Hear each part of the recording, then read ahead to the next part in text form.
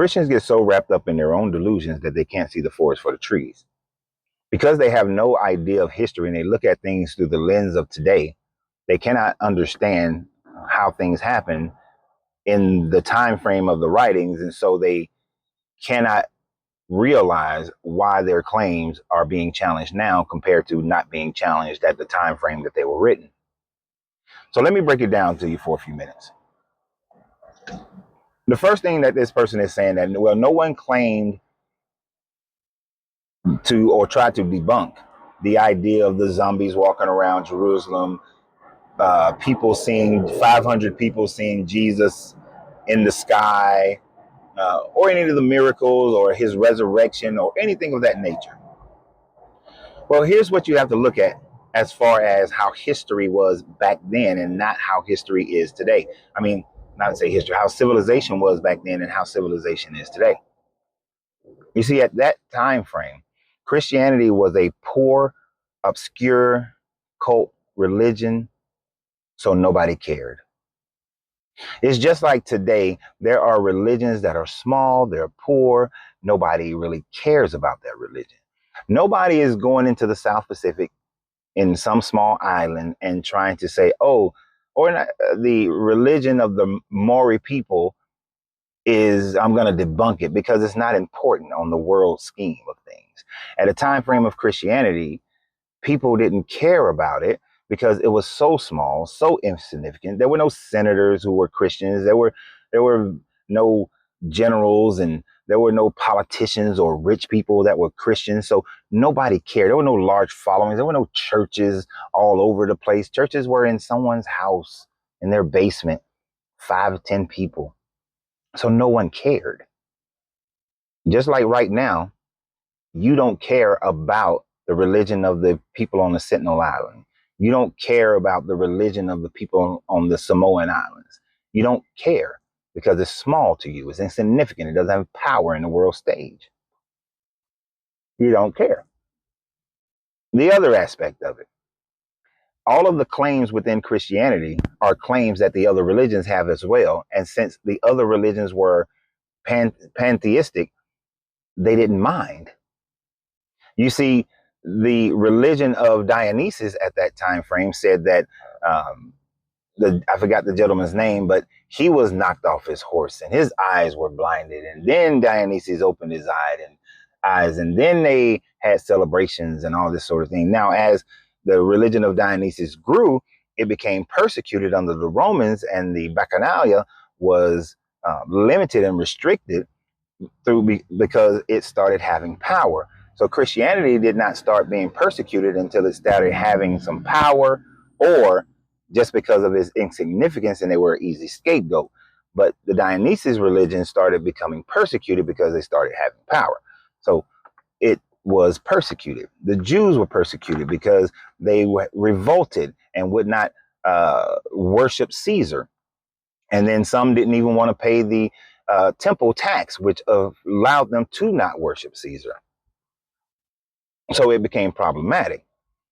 But in that era, unlike today, if the government, or when the government starts to change as it did in Rome and Christianity became the primary religion or the only religion, with the government backing, the government murdered people if you disagreed. If you tried to debunk Christianity after Theodosius became emperor, Theodosius II, then they would kill you. It wasn't like you are now in whatever country you're in most countries of the world. You can speak out against Christianity and no one's going to kill you. Now, it was more like in Saudi Arabia. If you speak out against Islam in Saudi Arabia, United Arab Emirates, Qatar, some of these countries, you can be jailed. And in some of those countries, you can be executed. That's how it was in general there in that time frame for most societies. But most societies today is not like that. So it's difficult for you to conceptualize the fact that when the religion and the government walked hand in hand. This is why the American Constitution forbid the building of a theocracy. This is why we have separation of church and state. This was a valid thing to do up until around the 1800s for the majority of the world, until you had the American Revolution, Canada succeeding from Britain, the French Revolution, uh, India getting its independence from Britain and Portugal, until the monarchy starts being uh, lowered to just a figurehead or a minor part of the ruling government. This was the norm. This is why you had inquisitions. If you spoke out against Christianity or they deemed you a witch, then you were murdered or jailed. Galileo said that the earth wasn't the center of the galaxy or the universe, and he was jailed and his daughter was threatened. Then he capitulated. This is why Copernicus didn't publish his findings until after he died, because of fear of the state, because the state and the religion walked hand in hand. So of course, you didn't go against it at that time frame like you can today. So, but you did have people who went against it, who claimed that Christianity was a cult, that Christianity is invalid. You had Christians fighting Christians. You had the Marcions who had a different view. You had Lucian up in Antioch who taught areas of Gnosticism, Christians of different viewpoints, and they warred, they fought one another. The reason why the Council of Nicaea came about is because of Christian uprisings against Christians in the Roman government, as it had become a larger people group by the 4th century. So you had a lot of different things going on at that time frame. Now, your other statement just shows your lack of intelligence towards understanding of the religion.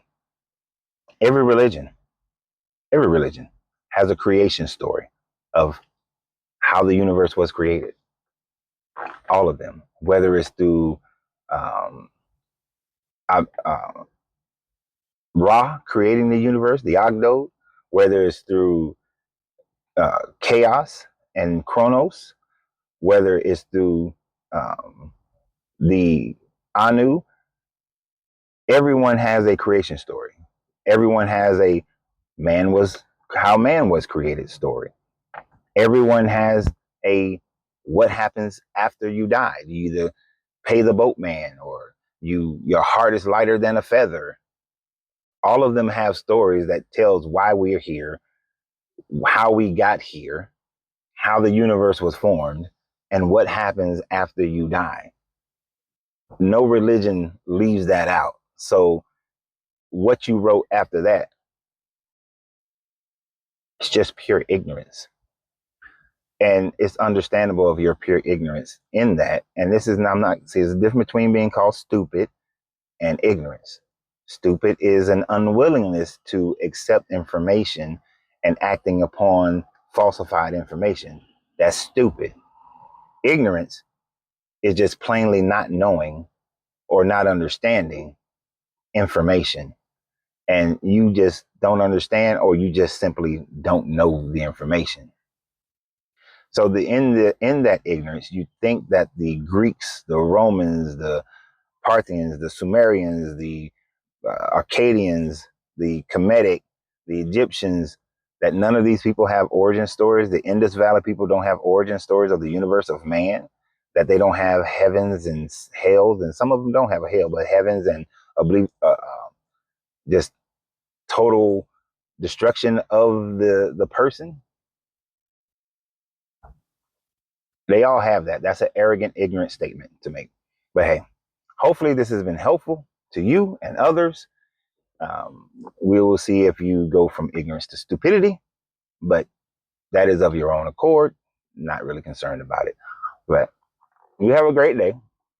And always remember, you have to free yourself to be yourself, because your greatness is non-negotiable. Good journey, good vibrations.